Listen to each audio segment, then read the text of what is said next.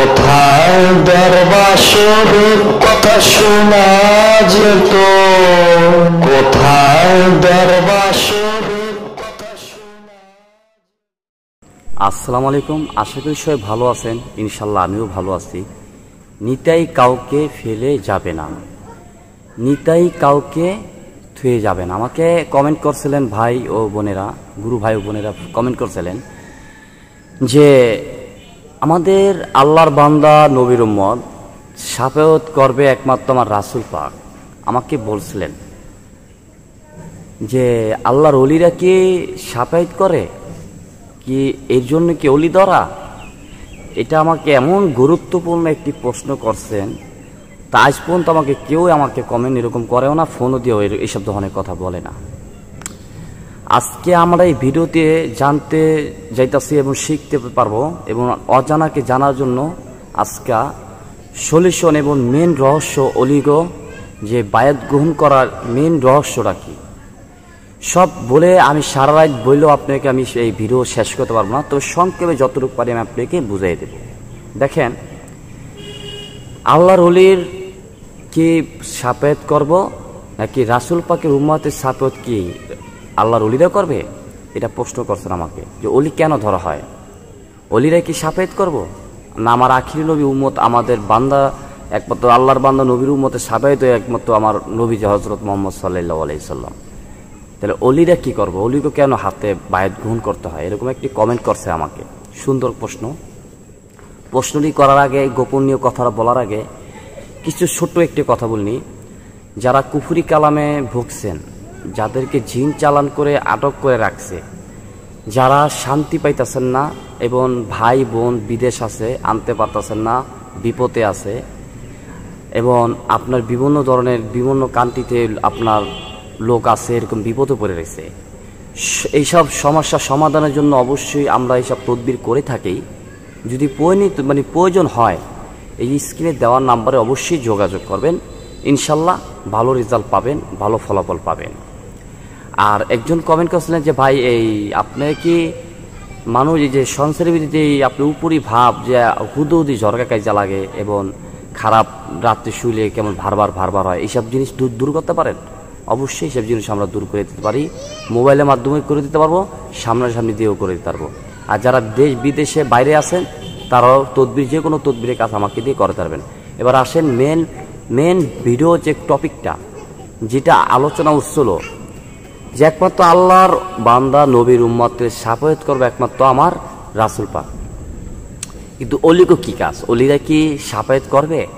না, অলিগো আল্লাহ পাক বলছে যখন নবীত্ব যুগ ছিল তখন নবীত্ব যুগ চলে গেল, এখন থেকে আল্লাহ পাক নবীত্ব যুগ যখন চলে যায় তখন বেলায়েকের যুগ আসে, অর্থাৎ অলির যুগ। এখন সেই অলিরা বর্তমান আল্লাহ পাক কেন দিয়েছে? শাফায়াত করার জন্য না, শাফায়াত করার জন্য না। অলিগো কাজ হলো একটাই, আহলে বায়াত গ্রহণ করে আল্লাহর রাসূলকে লাভ কিভাবে স্বপ্নে পাইবে, কিভাবে তার দয়া পাবে, এরকম কর্ম দিয়ে চালায়। যখন আবার নবী ছিল, নবী সাহাবীরা বলছিল হে রাসূল আল্লাহ, ইয়া রাসূল আল্লাহ, আপনি যখন ধরাধামে কায়া নিয়ে থাকবেন না, তখন আপনার শেষ নবী, আপনার যে উম্মতগুলা, শেষ উম্মতগুলা আপনাকে কাঁদবে, মিনতি করবে। আপনি থাকতে এখনো ভালো মন্দ অনেকেই কথা শুনতেছে না, অনেকে শুনতেছে, ইহুদিরা অনেকে শুনতেছে না, আপনি উম্মতের টাইমে কি হবে? তখন বলছে ঘরে ঘরে নায়েবের রাসূল, ঘরে ঘরে নায়েবের রাসূল। অর্থাৎ ঘরে ঘরে নায়েবের রাসূল অর্থ কি? এটা মানে একটু বুঝাইছে যে আল্লাহর অলি, কোরআনে দেওয়া আছে আল্লাহর অলি, এই অলির ভিত্তিতে আমার রাসূল পাক বিরাজমান। বলছে আমি অলিগো ভিত্তি আমি বিরাজমান থাকবো। যখন ওই অলি তার মুখের কথা বলবে, এটা তার মুখের কথা না, সেটা আমার মুখের কথা। আর আমার মুখের কথা ওরা যদি যে উম্মত রূপে নাজিল হবে, সে ইহকাল পরকাল তার জন্য দোজক হারাম, সুবহানাল্লাহ, তার জন্য দোজক হারাম, সুবহানাল্লাহ সুবহানাল্লাহ। এবার আসে, যখন আপনি আহলে বায়াত গ্রহণ করছেন, এবার আপনি মারা গেলেন, এবার কি শাফায়াত কে করব? ওই যে বলছে যে আমি আল্লাহর ওলির ভিত্তিতে আমি নবী বিরাজমান, তখন ওই নবীর কাছে উকিল হয়ে, যাকে বলে সোজা বাংলায় বলা হয় উকিল, উকিল বলতে বুঝেন আপনার, অর্থাৎ আপনার যেই আপনার যে কেসটা লড়ব, আপনাকে যে প্রমাণিত করবা যে আপনি পাপী না, এটা বলে উকিল। ঠিক আল্লাহর ওলিরা উকিল, যে আপনি পাপী না সেটা রাসূল পাককে বুঝাই দিয়া যে আপনার উম্মত আমি এই পর্যন্ত আপনার কর্ম দিয়ে আমি চালায় রাখছি, এই পর্যন্ত আছে, এখন আপনি বুঝাই দিলাম, আপনি যা করেন করেন, বুঝাই দিয়ে তার নৌকায় উড়াই দিয়া তারপর চলে আসে। তখন ওই যার এখানে আর একটু রহস্য আছে যে মসজিদের কোন কোন রূপে আল্লাহ রাসূলকে বিরাজমান, ভিডিওতে বলা যাবে না, কারণ অনেকে যা বুঝা বলেছেন। কারণ যদি আমি বলে দিই তাহলে আর গোপনীয় আড্ডাতে গোপন আর থাকে না, তাহলে এটা একটা সমস্যা হয়ে যাবে। যাই হোক, আকাশের অবস্থাও ভালো না, বৃষ্টি বৃষ্টি ভাব। তো এই ছিল আজকের আলোচনা। কিন্তু একটি কথা মনে রাখবেন, একমাত্র আল্লাহর ওলি যদি না ধরেন রাসূল পাকের দর্শন পাবেন না। এখন অনেকে বলতে পারেন ভাই 5 ওয়াক্ত নামাজ পড়া ইলম করলে কি পাওয়া যাবে না? এটা ভাগ্যে কোটির ভিত্তে একজন, কোটি লাখে না, কোটির ভিত্তে 2-1 হয়তো ভাগ্য হলেও হতে পারে।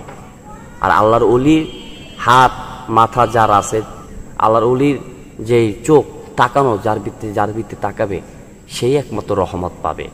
আর সেই রহমত পালে আমার রাসূল পাকের একটি দর্শন পাওয়ার জন্য তার ভাগ্য খুলে যেতে পারে। সুবহানাল্লাহ।